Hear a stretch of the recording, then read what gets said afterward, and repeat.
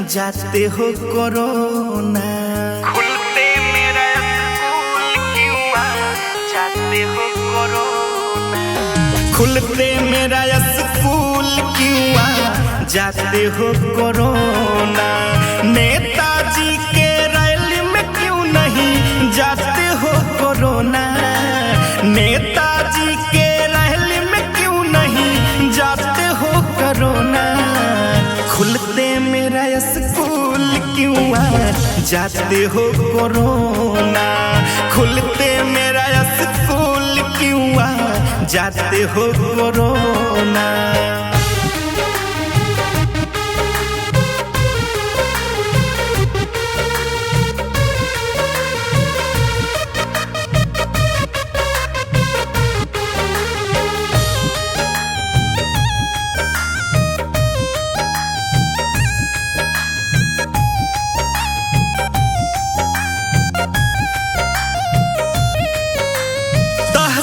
फैलाते हो सिर्फ गली और गांव में। हिम्मत है तो जाके दिखाओ बंगाल के चुनाव में।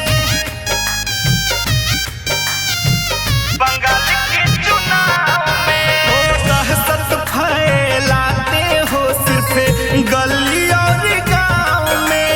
हिम्मत है तो जाके दिखाओ बंगाल के चुनाव में। गरीब को रोटी के लिए,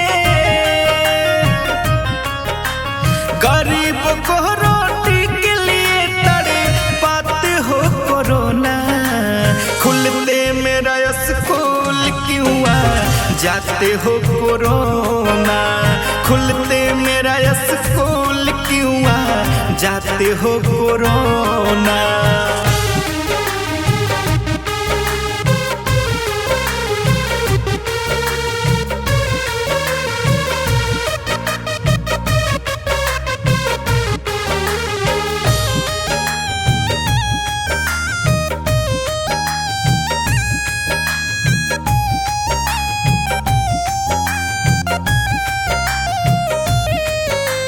रूप तुम्हारा कैसा है कि सीने नहीं जाना। लग रहा है वैक्सीन फिर भी मरते लोग रोजाना। मरते लोग रोजाना। रूप तुम्हारा कैसा है कि सीने नहीं जाना। लग रहा है वैक्सीन फिर भी मरते रोजाना। पूछे विजय राजनीतिकवा, पूछे विजय राजनीतिक क्यों डराते हो कोरोना। खुलते मेरा स्कूल क्यों जाते हो कोरोना।